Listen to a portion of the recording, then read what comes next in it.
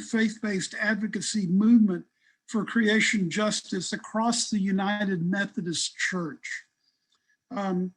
We have been in existence for several years now. We've held several summits during the summer, usually.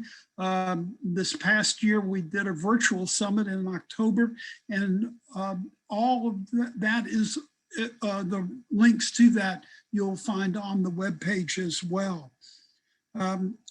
This particular working group, the State Advocacy Group, has done this is the third webinar in our series.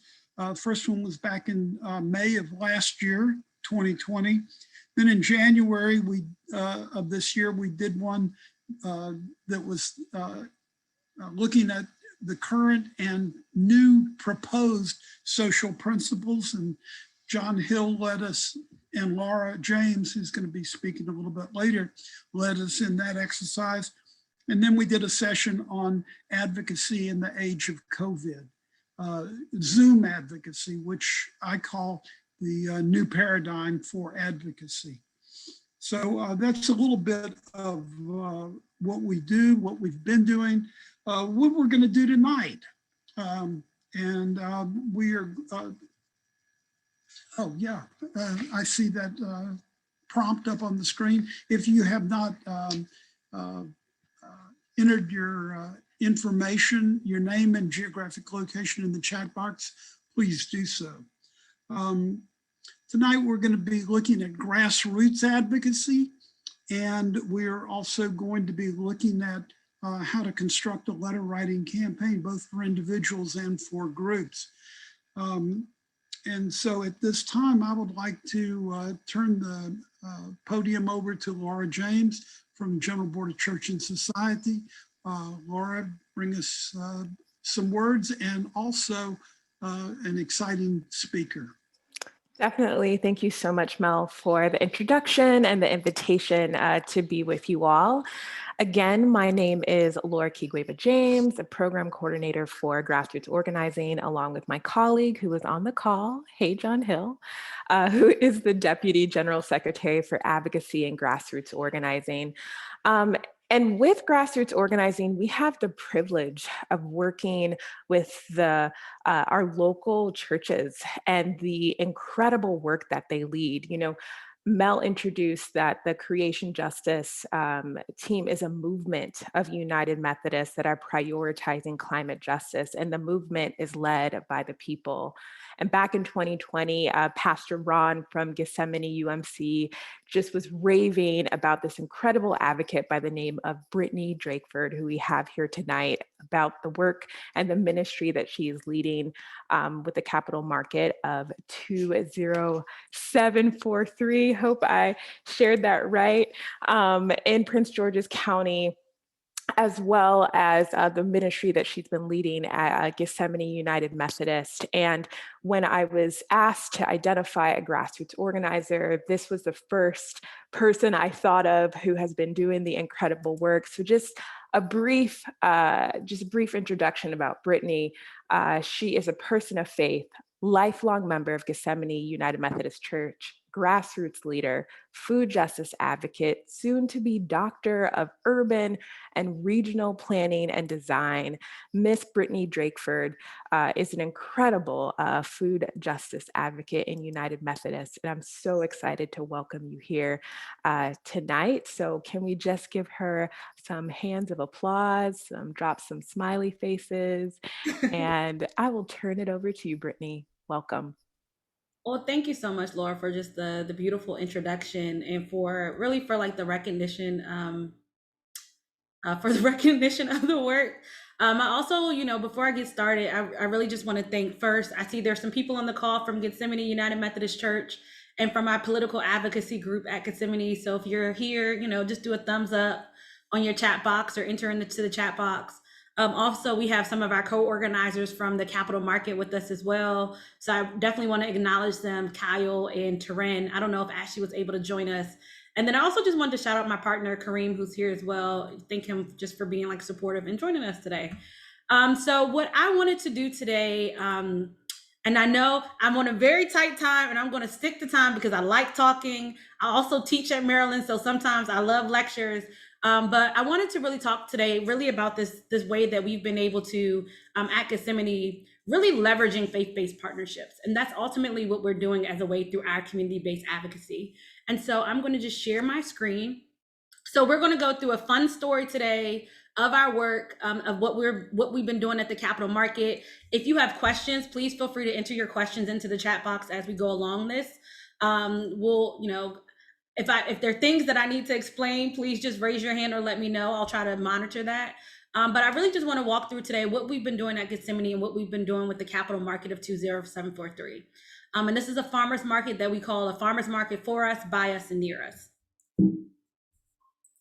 And so today there are going to be 4 or 5 key things that I'll focus on. The first, I'll just give a very quick overview of the farmers market, the Capital Market, which is a farmers market. I'll do a quick 2020 market recap.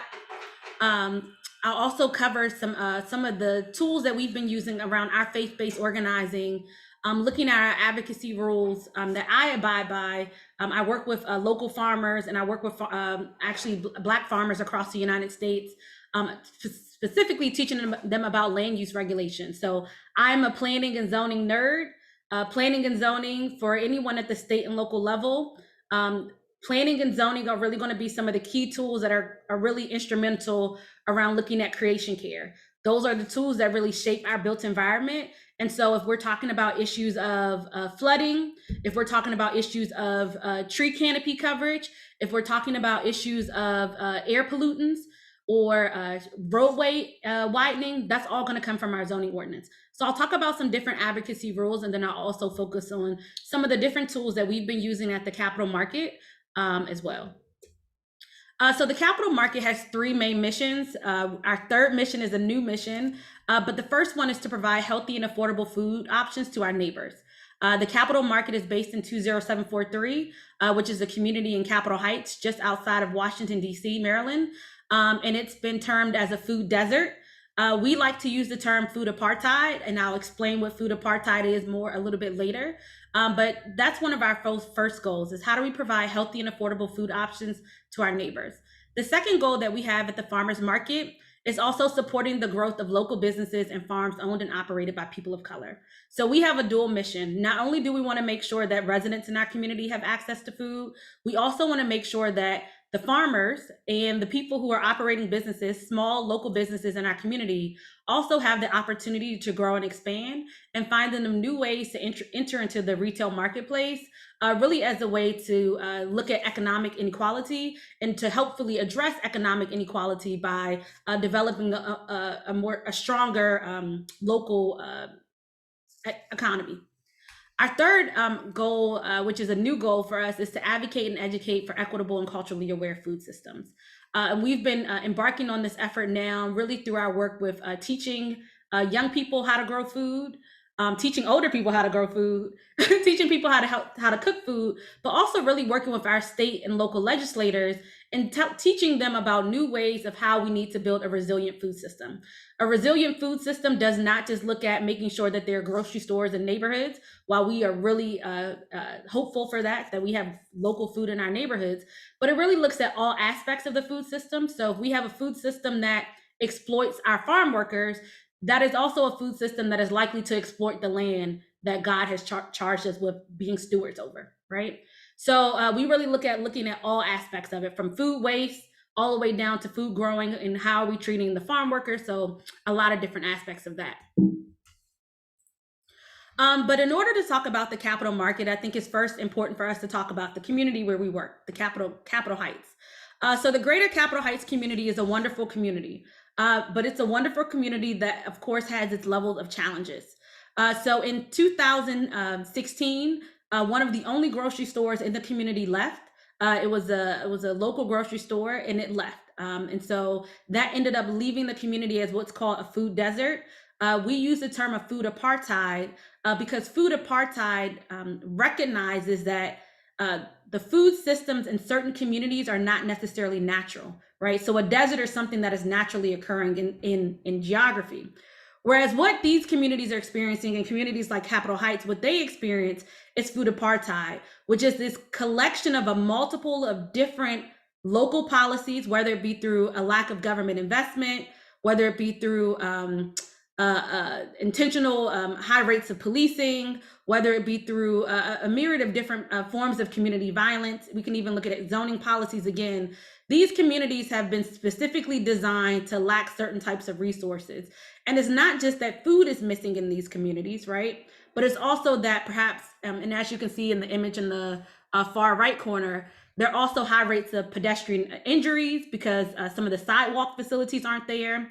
There are also going to be high rates of flooding or urban flooding because there might be higher rates of impervious surfaces because there might be a lot of industrial land uses or roadways nearby.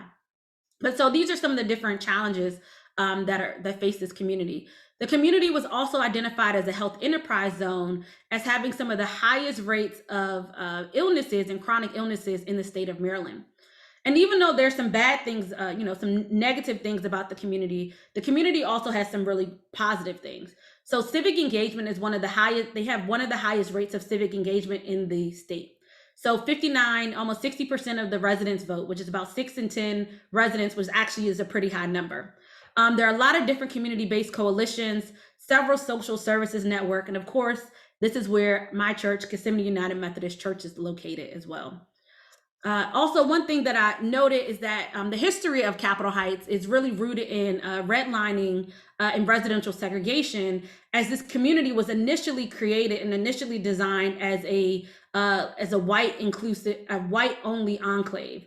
So here's just an advertisement from the Washington Times in 1906, where they're marketing you can move to this community. It was only open to white individuals at the time. And so when we talk about these issues of food apartheid, political advocacy, for us, it's really rooted into this interconnected way.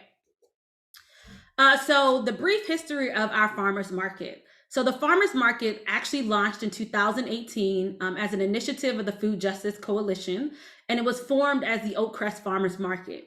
And then in 2019, we ended up rebranding the market as the Capitol Market and developed in partnership with Creative Suitland, Gethsemane United Methodist Church, and several other community-based organizations.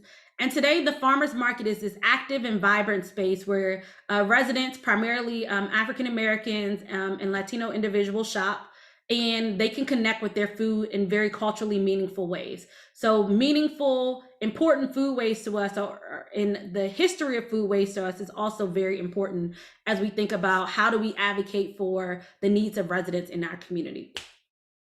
So just to give you a quick snapshot of the 2020 season, when I think about the story of Jesus's miracle and the 3 fish and the 5 loaves of bread, for me, this is what really resonates. So we see this. For us, it was a miracle that was blessed by God, but that we were able to accomplish so much with very little financial resources. So in our 2020 market season, so only 3 years in existence, we were able to host at least over 3,000 visitors to our market. We had 25 different business and community partners. We generated $6,000 by our business partners. So if we actually did the calculations, that would be about $1,000 per actual hour that we operated the market, which is when you start to compare that to local grocery stores, we're doing local grocery store numbers in the middle of the day. We initiated a partnership with Shabbat Ministries, which is through the First Baptist Church of Glenarden, where we actually were able to do a buyback program. So we, to make sure that our farmers were able to sustain themselves, we did not just have our farmers come out, and if they had extra produce, they just had to throw it away.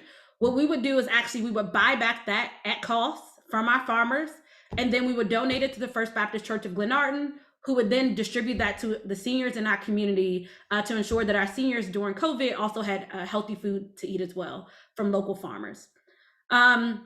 We hosted voter registration drives, HBCU days, and then also a community mental wellness day. Our market was held right in the middle of COVID. We were also experiencing a lot of racial anxiety and racial reckoning in the United States. And so because our market was targeted towards African Americans, we wanted to make sure that we created space for people to be able to think about and to really reflect on how all of these different, the syndemic, all of these different challenges were impacting them in their overall health. And so that's just a snapshot of our market season. So we were able to accomplish, again, like I said, a lot with a little bit of resources. But how did this all come together? Here are some of the examples of our farmers or our business partners. But like, why did we develop a farmers market targeted towards growers of color and consumers of color? And how did this really all come together? And so I have a quick video that I want to share that we did this season as a as like one of our policy memos or our policy videos that we created to help to advocate for additional funding for our market, and then also just additional funding and support for farmers of color in the United States.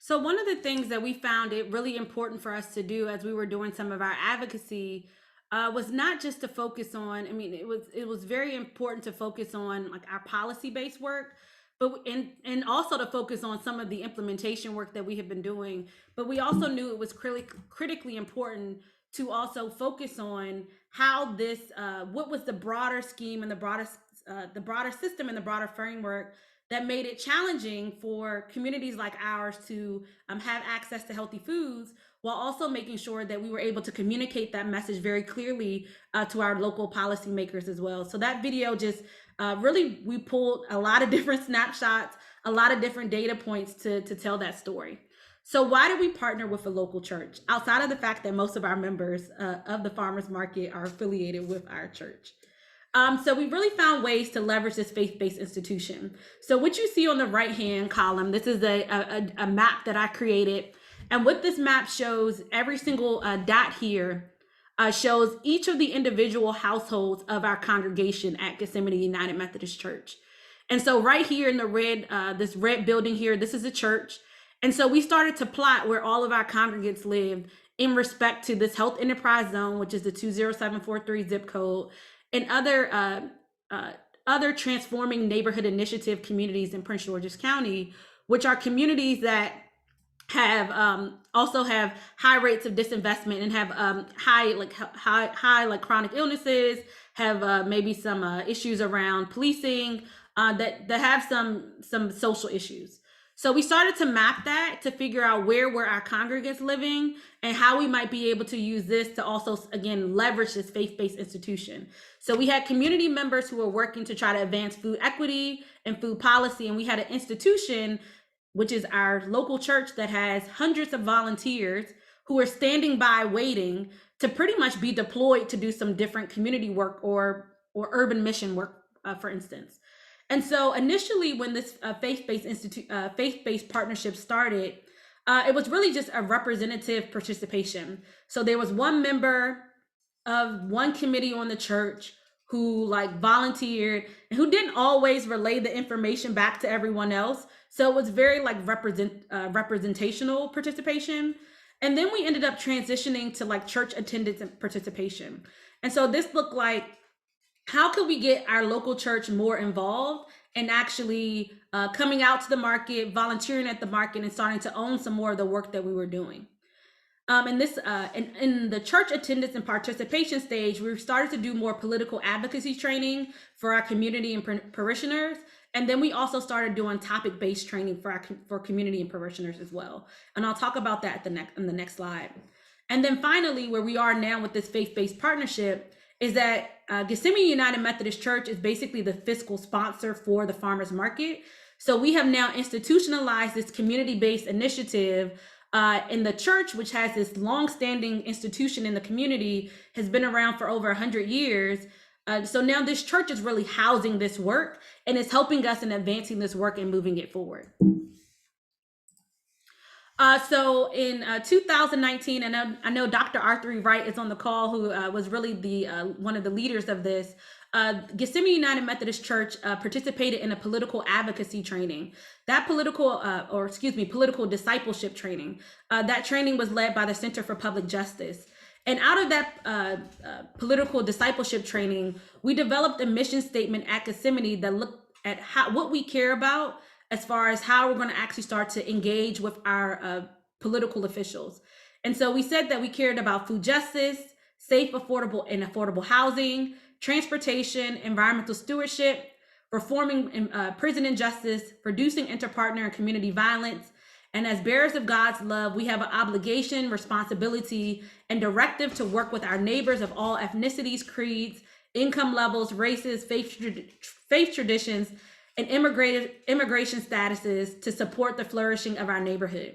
So we really started, once we were able to start formalizing and codifying that partnership, we went through this political discipleship training, which really helped give our church and our church congregants this grounding that we needed in order to rev up our advocacy work and really to start to spread that advocacy work more broader in our local community. So here are some of the basic advocacy strategies that I always encourage people to use. 4 quick strategies: know the players, know the turf, know the code, know the tools.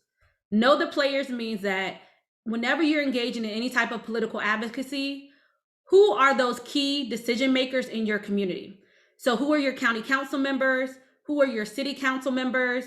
Who are the people who might not necessarily hold an elected office, but they still have levels of influence and levels of power that you need to be able to figure out and navigate as you're trying to advance a policy? And I think that as the market team, we've been able to be really good at that. One of the tools that we use to really know the players is we use a tool called power mapping, where we actually start to identify different roles and positions in our community and start to identify who's responsible for doing it. Know the turf. This really looks at bringing the data and what are the data and knowing those community conditions. If you're looking at developing a letter writing campaign, if you're looking at developing like a policy video or a video statement about an issue, having that quantitative data, so those numbers, and then bringing that in with some qualitative data or the stories that you hear from people, that is going to be very powerful in advancing your story and advancing your cause. The other thing that we look at is knowing the code. This is, what are the laws and the regulations that impact our community? And so for us, when we were thinking about the issue of food advocacy, we had to talk about the relationship between the budgeting process. We had to talk about the relationship between land use and zoning. We had to talk about, all of these other components. And what I encourage people to do is to look at root cause analysis, or a basic asking 5 whys deep. So if you see an issue or a problem in your community, continue to ask yourself at least 5 times why. Every time you answer the question, ask yourself why again, and you'll start to get a better understanding of where this initial root of this problem might be existing.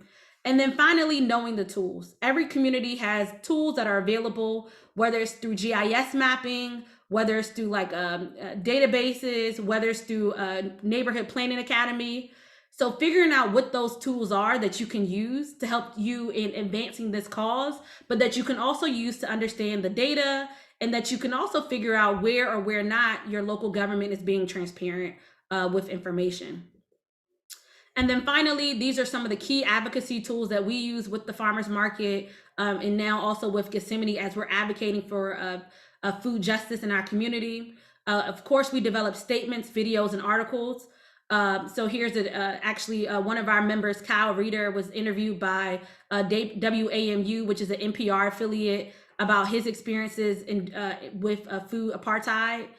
We do experiential learning. So that means actually getting our local officials, our local elected officials, we get them to the farmers market, and we get them to either the farmers market so they can see and talk to some of the business owners, or we actually get them on the streets and have them walk our community so that they know what it's like to not have to live in a community where food is so distant. We do lectures and presentations much like this. So talking to other people about the issue just as a way to highlight and bring awareness to it. And then, of course, all of this is really rooted in this idea of relationship building and finding ways to build community through this process. Political advocacy is really about building relationships. And that is going to be one of the key things. Who are you connected with? Who are they connected with? And how can you craft a story and tell that story so that it's impactful for everyone? So I think that is it. Hopefully, I feel like I may have run over time, so forgive me. But I think that's it just about the capital market. And yeah, so that's our information. Please feel free to visit us. And if there are any questions, I'll be happy to take them. I'm watching. You did great. Brittany, thank you so much for that incredible presentation where you made the connections from, yes, the local level, but how to engage the state level for transformation to happen in such a tangible way. And I was just glued in the entire time and just can't wait to hear more. How can we support you? That's my first question. How can we support the farm? What's the best way to connect with y'all in terms of supporting you further, whether if we wanted to offer a love offering from our local congregations, what does that look like? Yeah, so I mean, because our market is completely volunteer, we are definitely big on the donations. Yeah, so love offerings really are awesome because I mean, for us, it's a labor of love. All of us who organize the market are full time. We work full time. Many of our farmers also work full time as well. So for us, even in thinking about the food issue, people who want to become farmers in like the DC area, because housing and land is so expensive, it's even difficult for farmers to be able to farm land without having another full-time job. So for us, funding is definitely a very critical element. We have a donation link on our website, and I can add it into the chat box if that's possible. Certainly pray for us, right? Like pray for our success and our well-being. That's also something that I think is very critical. One of the things that I didn't talk about in this presentation, but the land where we operate the farmers market is directly across the street from the congregation where mine and several other organizers, the historic congregation where our ancestors were, where they started in the early 1860s. So just after the Civil War, our families helped start a local church. And so that is where, near the grounds of theirs, where we operate this farmers market, which is also not far from the plantation where our families were enslaved. So for us, this is really, we're on ancestral land, we're doing ancestral work, and our ancestors surround us as we do this. So definitely praying for us as we, really try to help and make our community better. And then, I mean, if you all are ever interested in doing more sessions around food apartheid, the relationship between food apartheid and climate justice, because those are two interconnected fields. And so, we're always willing to talk more about how we can get more advocates in really bringing in people in the food justice sphere into the climate justice conversations as well. Amen. Amen. Christina, is it possible that you can bring both Brittany and I on the screen together? Can we work that out somehow? Amen. Thank you. I just want to recognize how powerful that is, this image and this truth of being on ancestral land, of what that holds for us. I don't know if many of you can see, but often within these United Methodist spaces, it's divided, right?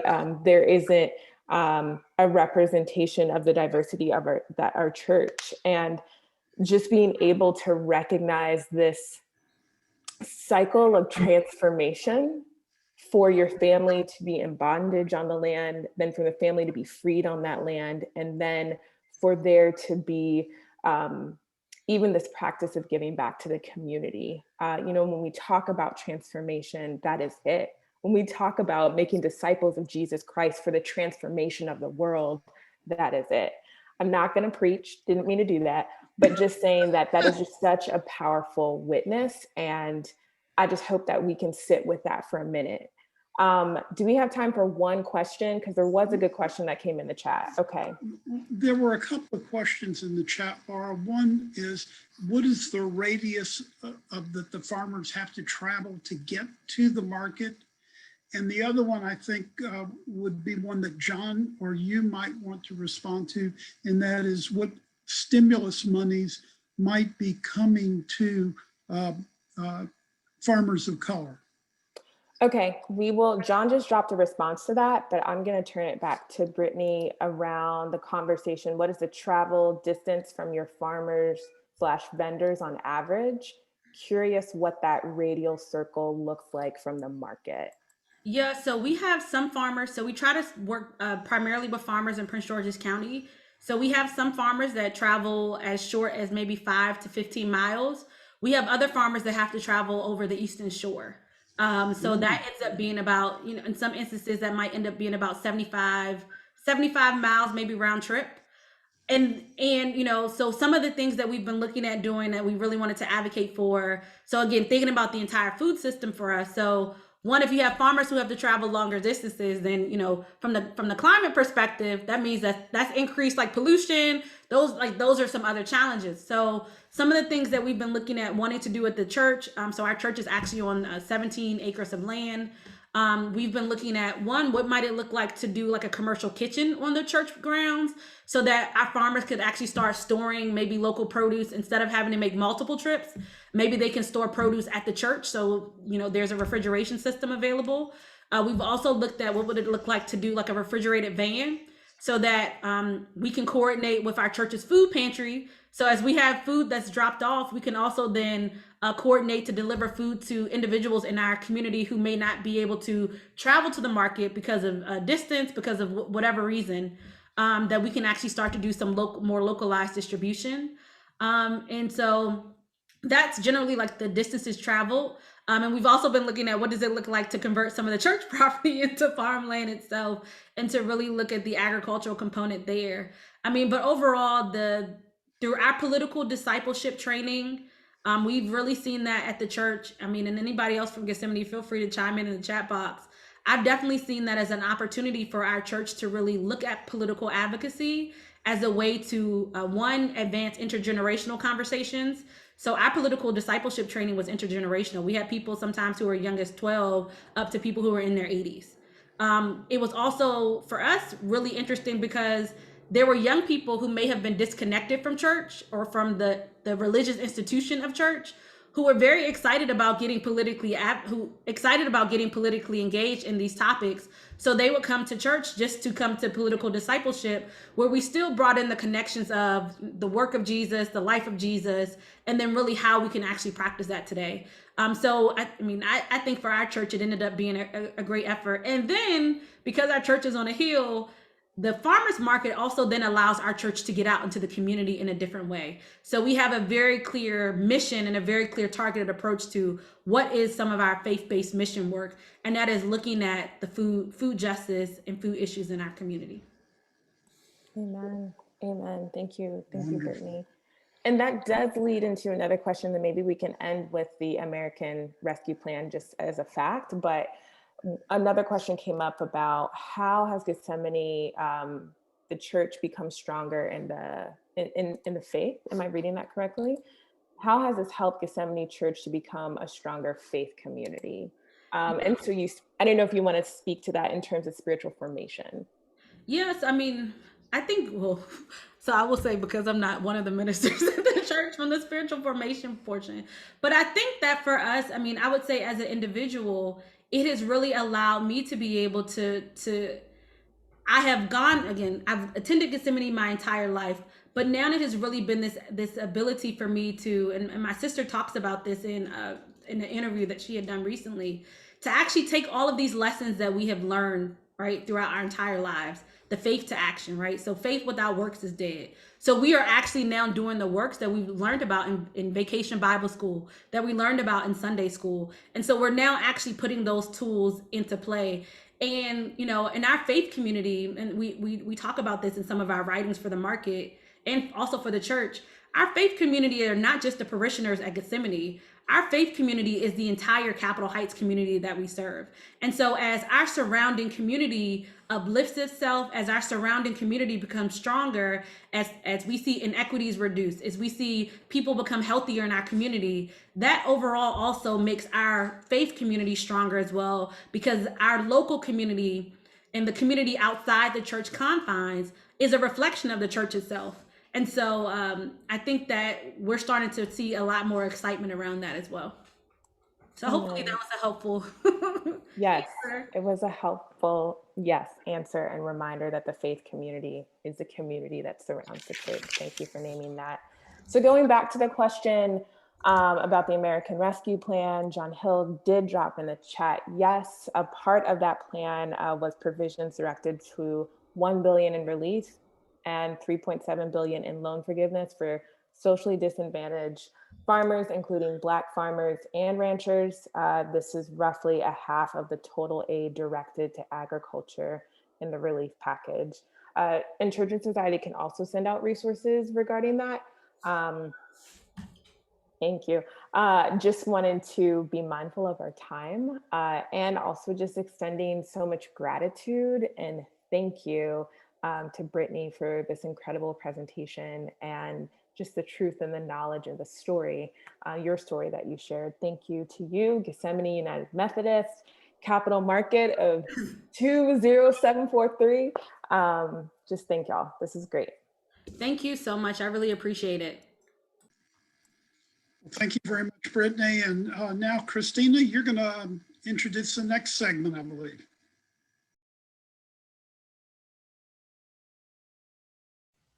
Well, yes, I just need to unmute myself first. Hello. We're going to have an opportunity for some breakout groups. Let me put that slide up on the screen so you can see it. There it is.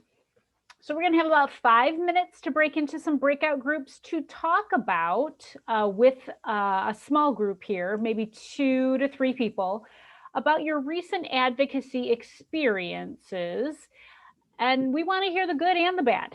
And what tools for advocacy have you used? Have you done a Zoom call with a legislator or a letter writing activity or an email or an actual handwritten note? Did you make a phone call? Did you sign a petition?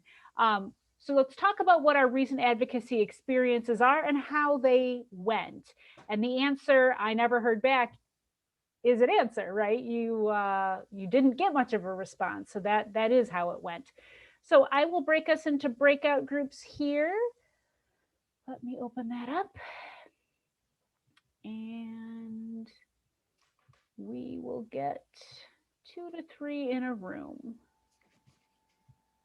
And we will start that right about now. And I will stay in the big room. If you have any trouble getting into your breakout room, I'll try to move people around and make sure everybody gets there.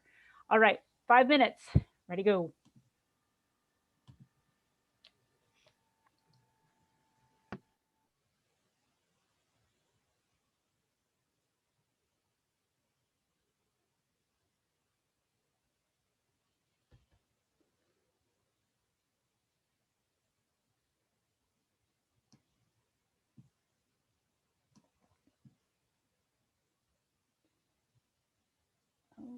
Okay, Carolyn, are you having trouble getting in?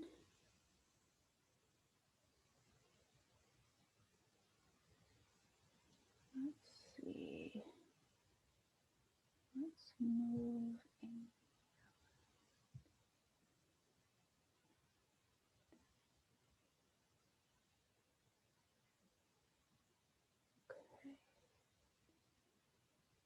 Those of you who are in the main room, it's totally okay if breakout rooms is not your jam.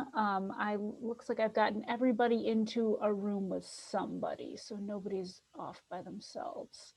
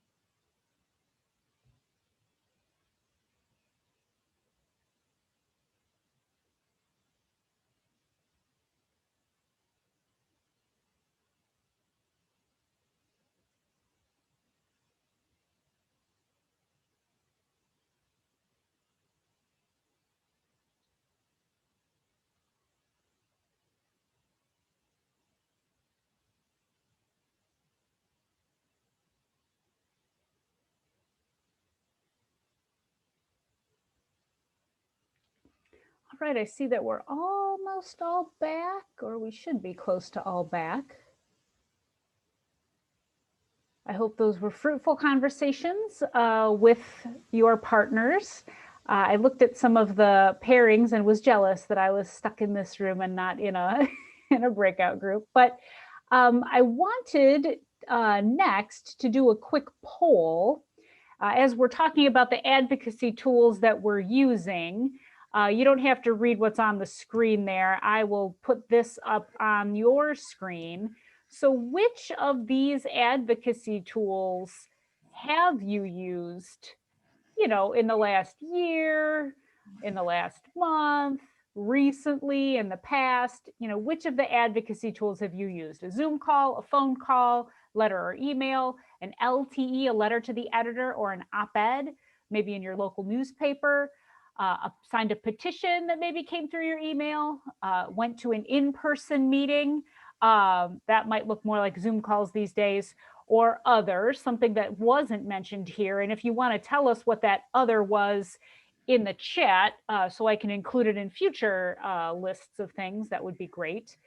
Let's take another couple of seconds here, and then I'll close up the poll and share the results.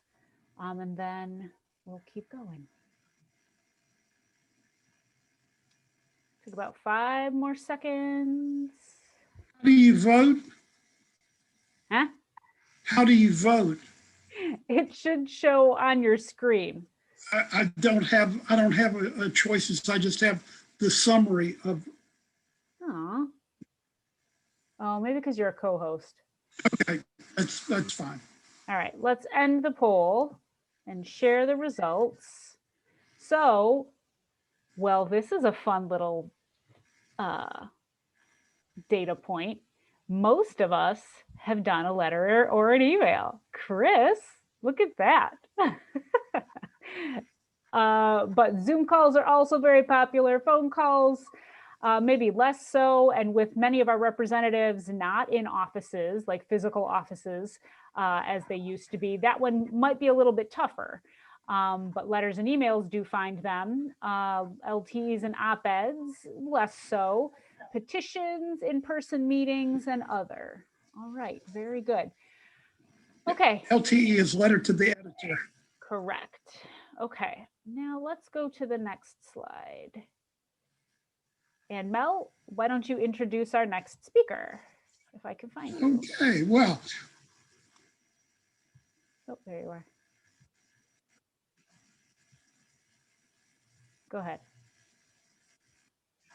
Okay, well, we are delighted to have with us a member of our team, Chris Zinkiewicz, who is part of the United Methodist Creation Justice Movement team.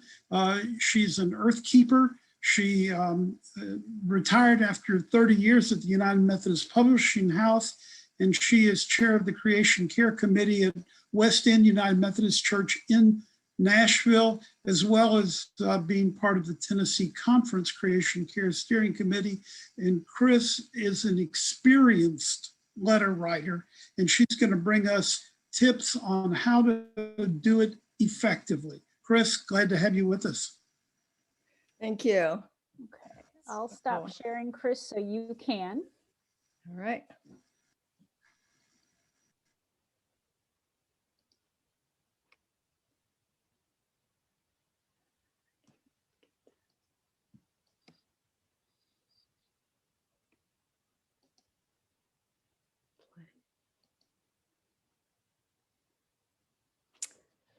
So the more our team at West End United Methodist Church got into caring about creation justice, the more we realized we would have to go beyond recycling and cutting out our personal use of plastic. We needed to become advocates. We would have to speak up to the people who have the power to make systemic change. Writing letters, including emails, seemed the way to go. But what was keeping us and others from doing so?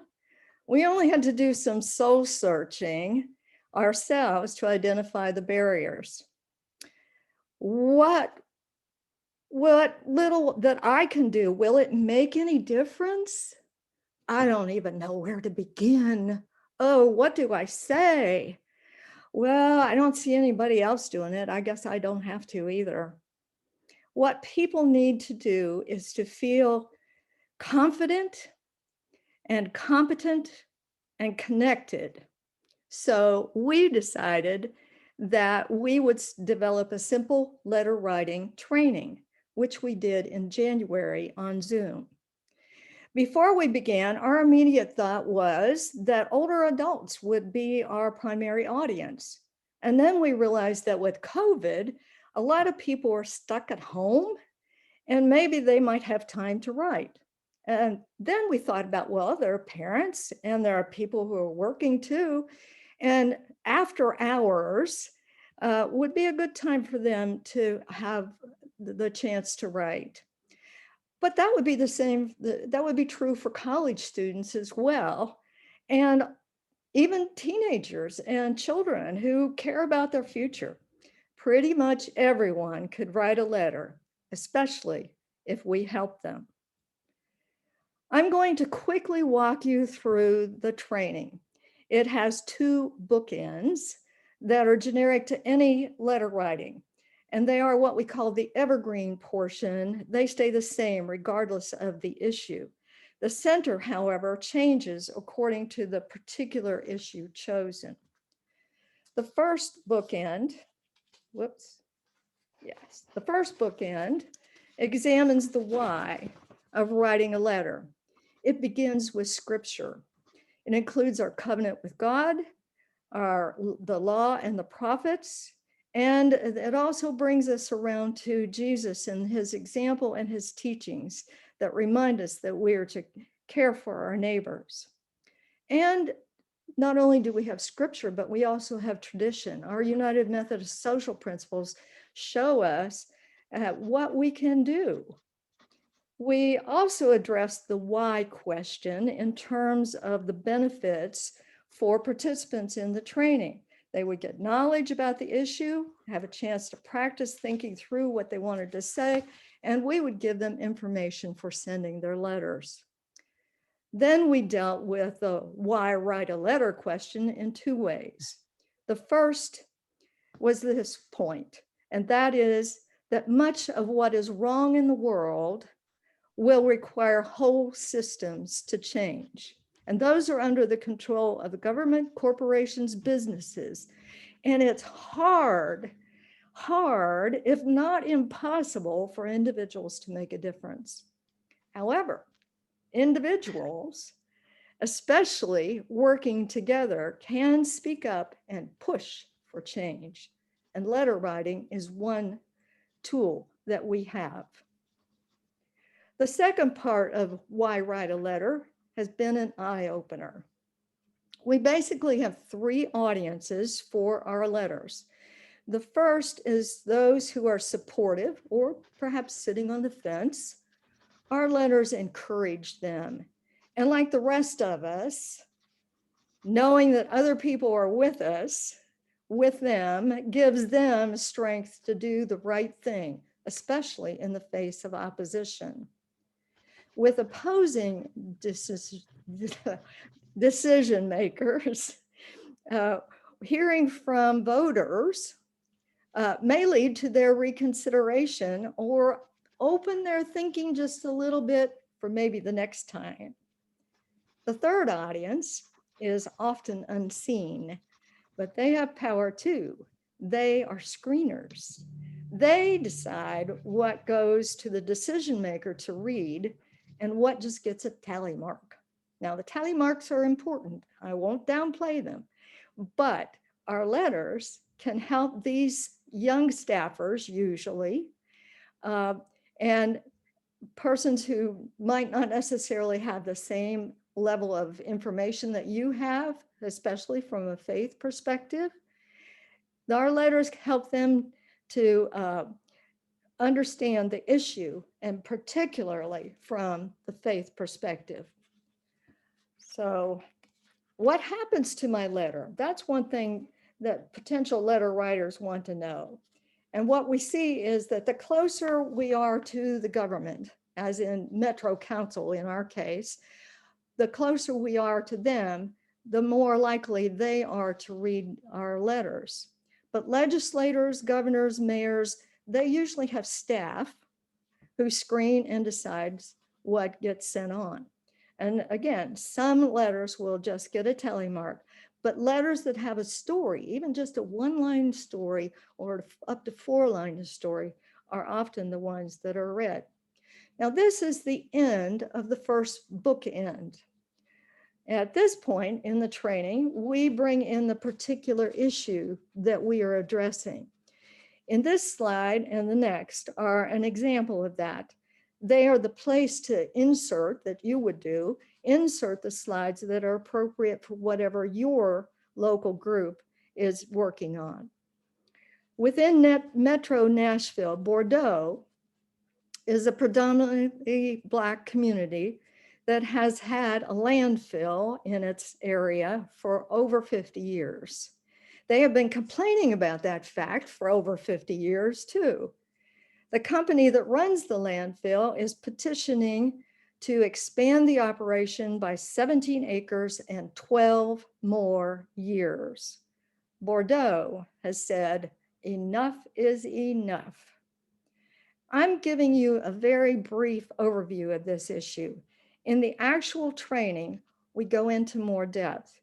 Our presentation deals with what the issue is, who is affected and how, and why this is a creation justice issue. We also identify who has the power to make systemic changes, and finally, what the ask is. I'll say a bit more about this particular issue later. For now, it's just an example of the centerpiece of the training. At this point, we move to our other bookend, which focuses on the how questions. These next 3 slides are basically the same, but with different instructions. Here, we give participants a few moments to think and make notes for themselves. For the I am a question, we encourage them to think about it in terms of the issue. For example, I am a constituent, I'm a United Methodist, I'm a Christian, I'm a parent, I'm a professional. In the case of the Bordeaux landfill, one participant in our training was a physician who then said, I care about this issue because I have treated people from the community and I have seen the damage done to their lungs. That's a powerful story. In the second slide, we put participants into the breakout rooms.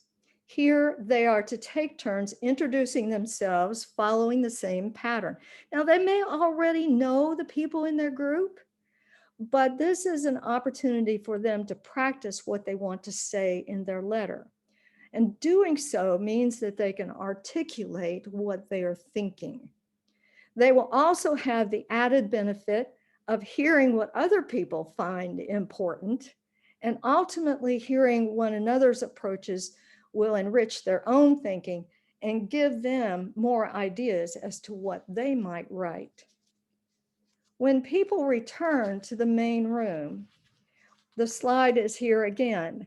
This slide this time gives them an opportunity for reporting some examples from the breakouts, or for the presenter to give his or her own example. Sometimes potential letter writers feel like they just don't know enough about the policy at stake. One of our persons who is a longtime advocate says, you can't out-policy the policy wonks. That is not your job.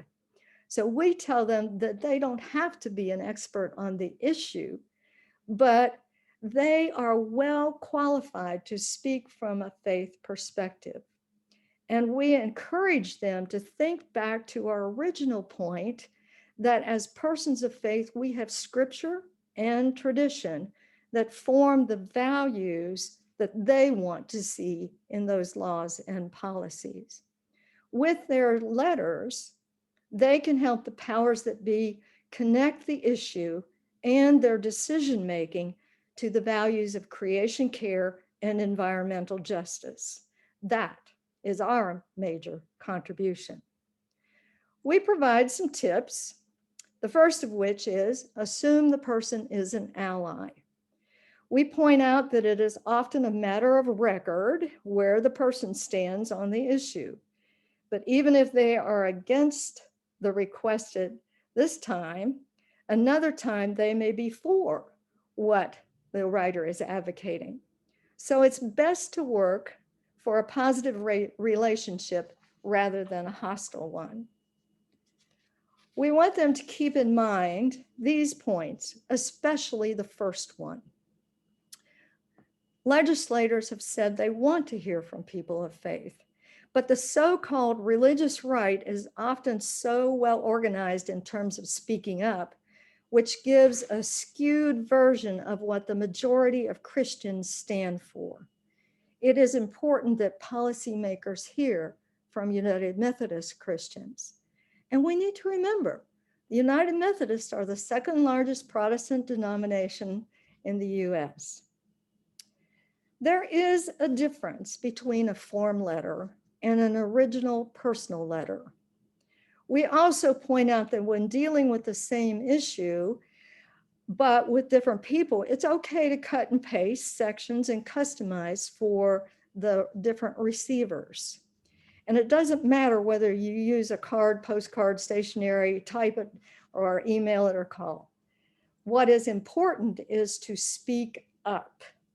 Use the tools that you're most comfortable with. And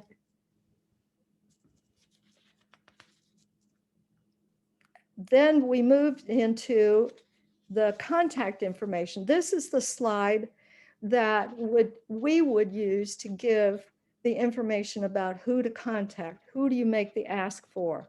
But this one is written for the Bordeaux landfill issue, but you would fill in your own. And our follow-up, we tell them, will come from the email, and that will include the contact information as well as an information sheet with links for more about the issues and some sample letters. So here's an example of our follow-up.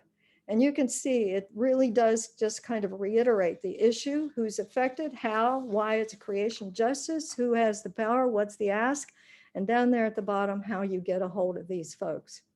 The second page then looks at some links there that go into greater depth about the Bordeaux landfill. And then we included 2 sample letters, and the material there that is highlighted is basically to show that how doing the pattern that they practice as part of the training shows up naturally in the writing. So finally, what we say to the group is that we want, in about 2 weeks, we'll follow up with an evaluation.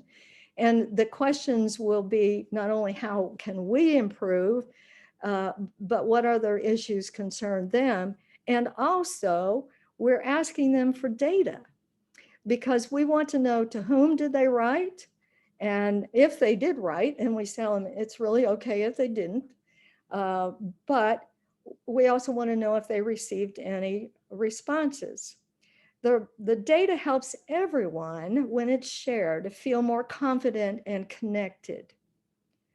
At the end of the second, this is the end of the second bookend of the training, but I thought you would like to know more about the results from January's training on the Bordeaux landfill issue. So we had 3 different training opportunities. We've literally just started this in January.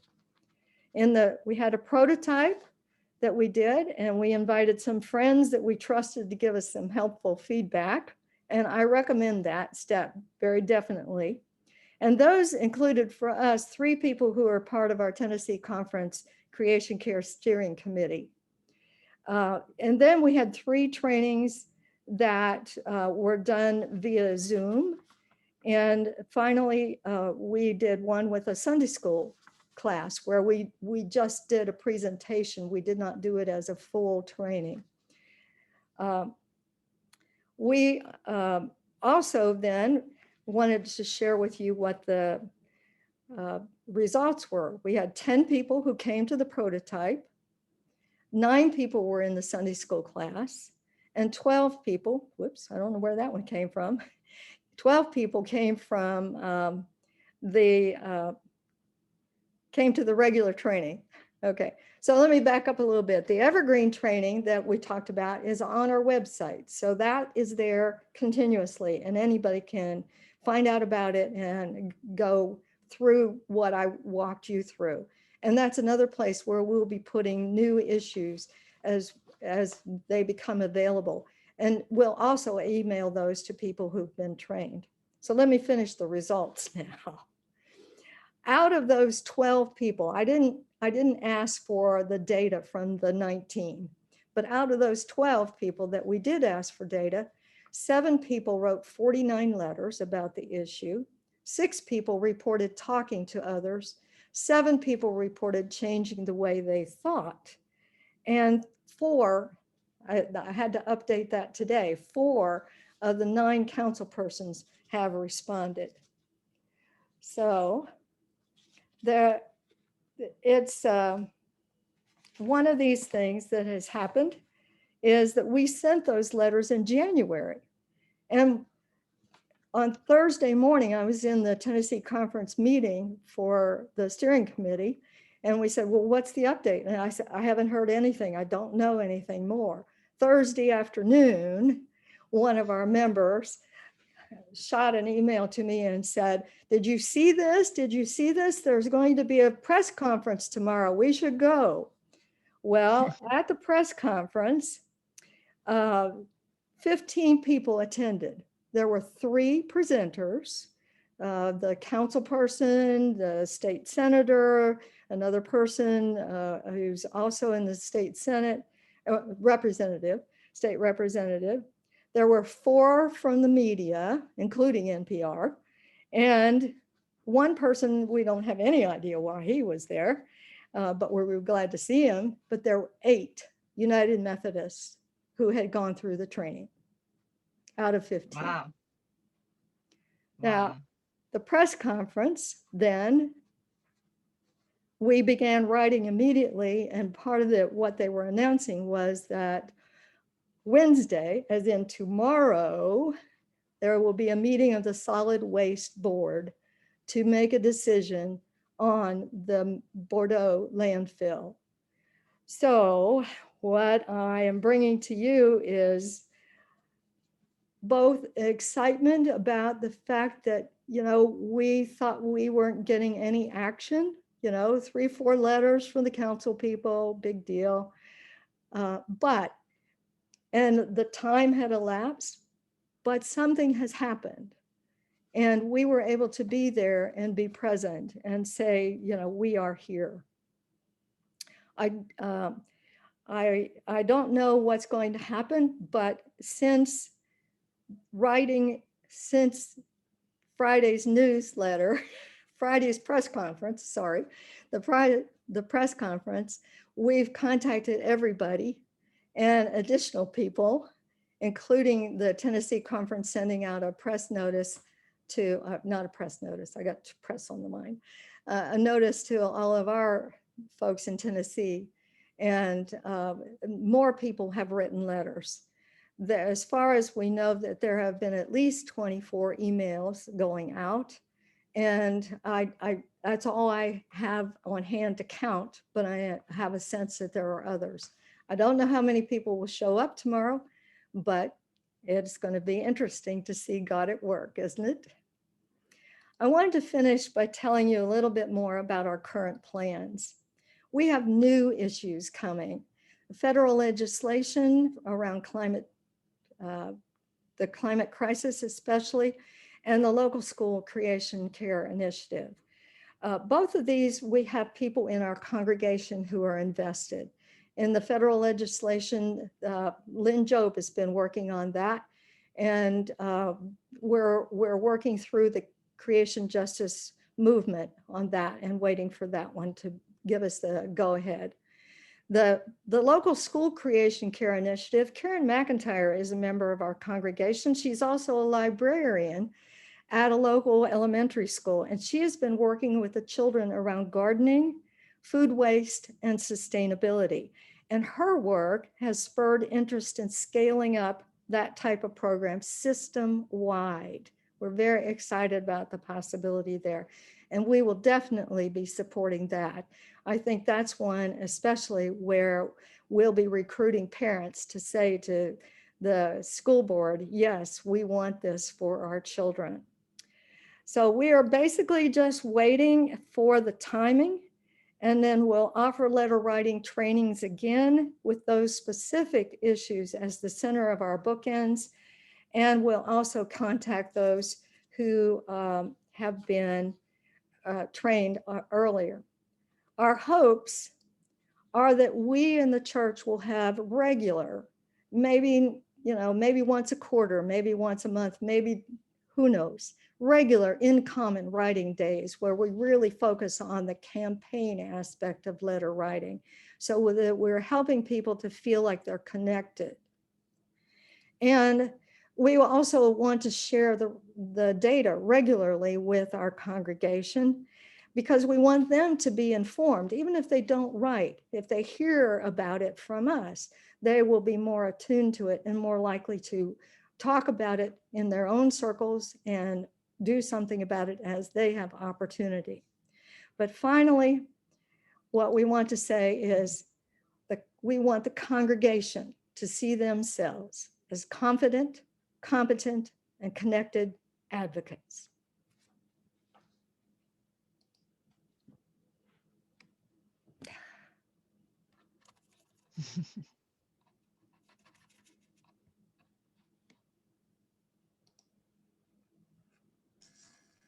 Okay, there were a couple of questions in the chat, I think. And Christina, do you want to relay those to Chris? Yes, give me 1 second. We had in the chat,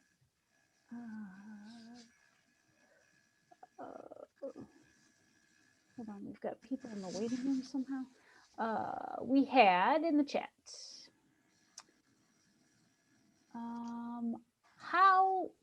hold on. Do your letter writing principles apply to local, state, and federal elected officials? Or, what level do these letter writing principles apply to, and where should we start? I personally think you start where you have passion, and it doesn't matter what level that is. We started locally because one of our Creation Care members, who's also an Earthkeeper, brought that to us. And she is a journalist, and she writes for the African American newspaper in the city. Otherwise, it hadn't been picked up by the main newspaper. But she is attuned to that and brought it to us. And we said, yes, let's do it. It hits both criteria for us. Very good. The last question I have here in the chat is, how do you determine what to ask your elected official in your letter? A lot of times, I'm a former elementary school letter. We want to tell a story. We don't have an actual question, and we don't have an actual ask. So how do you determine what the ask is? Or should you start thinking with the ask and then work backwards? What's the process like? It probably varies. One of the things that we asked for was attention to bringing the issue to the local community. There was, and still is, a potential for the state to decide for Nashville. And there is also a law on the books that says that it can be invoked. And that was one of the things that the folks in the press conference had identified, but we had identified that from doing the research on the issue as well. I'm not sure at this point exactly how that will play out. It looks like that the Solid Waste Board may be the ultimate denier or approver. And that is something that was kind of a surprise to us. But what we found out was that because Metro has developed a solid waste plan, master plan, then the state seems to have backed off and said something has to be consistent with the local level. So we started asking for one thing. It may or may not pan out, but that comes back to that issue about you don't have to be the policy wonk. What you have to do is say, this is the direction that I want you to go in. And I want you to go there because this is part of what we value as people of faith and what our tradition tells us is important. And that's where your power comes from. The policy wonks are always going to win in terms of the policy, but we are going to be able to influence them. All right. All right. Well, thank you very much, Chris. One last thing. Chris, we really appreciate it. I wish to say thank you to Bonnie C., who's on your screen there, because Bonnie was a part of a four-member team who put this together. And I'm so grateful to her and to the other two for doing it. I think being connected, not acting alone, is so incredibly important because I know I had not written letters before I did this training because I understood the power of it. And I had Bonnie and Stacy and Claire and Deb to help. Okay. Well, thank you very much, Chris and Bonnie. Thank you for joining us tonight. Thanks to all of you for joining us. One of the things that has really resonated with me as we've heard these presentations tonight, both from Chris and from Brittany, is the importance of telling stories and also the importance of developing relationships. And both of those are very important in advocacy on whatever level we do that at. So what are our next steps? We would like for you, your homework assignment is to contact an elected official, whether it's by letter, by Zoom, by phone, or if you're fortunate enough to be able to do it in person, but contact them related to an issue that is of importance to you. And use those tools of storytelling, use the tools of relationship building to make that contact. And then once you have done that, we want you to let us know how that contact, how did it go? Because as we get feedback from you on how your contacts transpire, it's going to help us in what we do in bringing new trainings and new advocacy tools to you in the coming months. There is on our webpage, creationcare.org, there is a place where you can enter those responses. And so we hope that you would be able to do that. One of the things that we're looking to do in the future is to build a grassroots network of advocates in every state and every annual conference.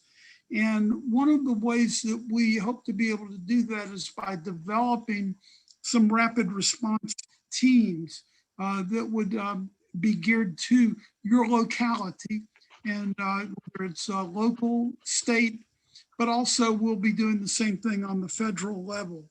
And we hope you will volunteer for those, help us participate in those. And then finally, April is Earth Month. What is it that you are planning at your local church to celebrate God's creation during Earth Month? And how can we go about that? There are a number of opportunities throughout the month of April. For that reason, we are not going to have a webinar from either the state or the federal level advocacy teams during April because there are so many Earth Month related activities. But if you look in May, we're anticipating a new webinar from the federal advocacy team, and we on the state level advocacy team will be developing one as well. If you're interested in the slides from this evening, you're going to get a follow-up with a recording of it, including the slides as well. Have I left anything out, Christina? I don't think so. We have just here on the slides here. Much of the work that we do and much of the things that kind of jump-started our work here started with this resource that's available from the umcjustice.org website called Creating Change Together. It's a phenomenal resource for advocacy, and it really does a great job of framing theologically why we care about this and how we are called to do this work. And here's Before some we wrap contact up, info. there's two quick questions in the chat. And one is that a lot of Methodists in one state, Missouri, are refusing to do advocacy because they're convinced it's not appropriate to mix faith and politics. And I would just say they're wrong. We are called to this work. We are called to be disciples of Jesus Christ. And part of that is to foster what I call green discipleship. And green discipleship is active advocacy.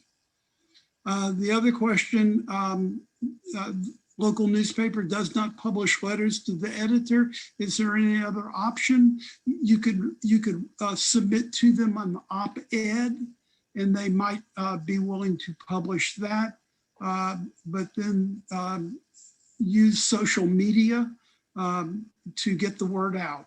Those are both options that can be used if you have an uncooperative local newspaper. Okay.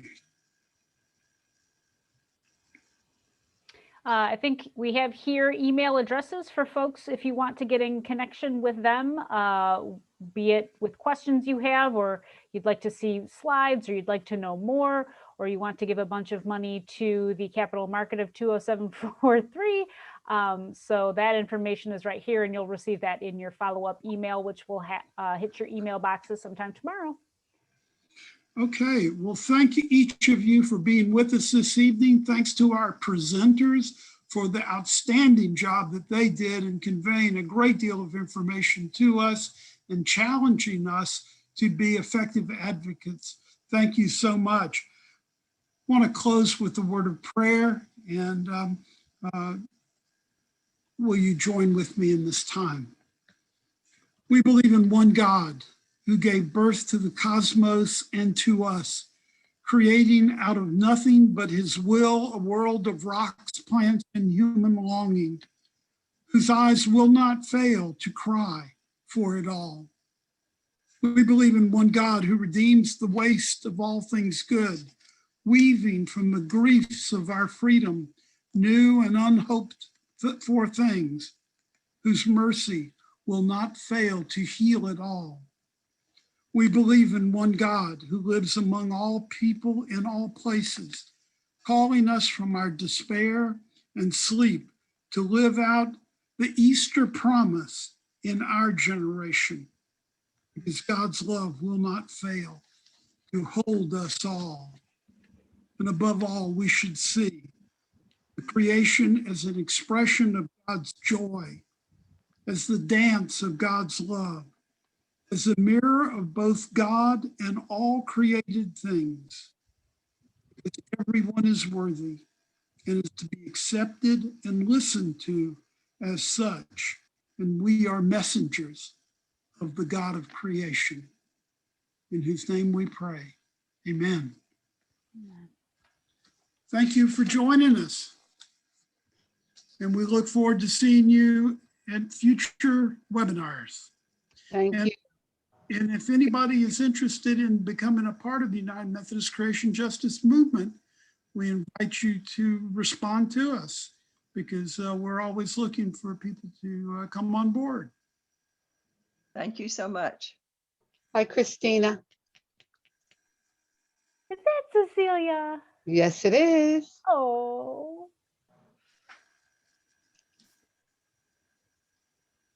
Good to see you. Thanks, everybody. Bye-bye. Bye-bye. Okay, Cheryl, good to see you. Good to see you, Mel. One of my Earthkeeper buddies.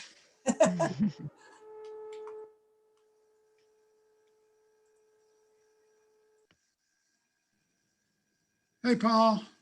Hey, good job, everybody.